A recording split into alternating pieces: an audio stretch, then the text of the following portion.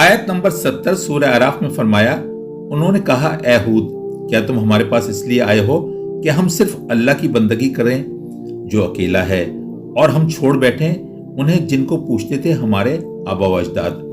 تو ہم پر لے آؤ وہ عذاب جس کی تم دھمکی دے رہے ہو اگر تم سچے ہو۔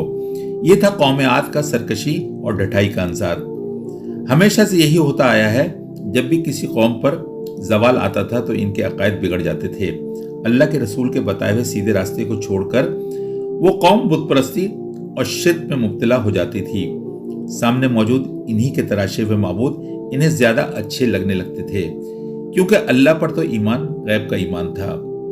جب بھی کوئی رسول آ کر اس مشرک قوم کو سمجھاتا اور انہیں اللہ وحدہ لا شریک کی بندگی کی تلقین کرتا تو ان کا جواب ہوتا تھا کہ وہ اپنے اتنے سارے خداؤں کو کیوں کر چھوڑ دیں۔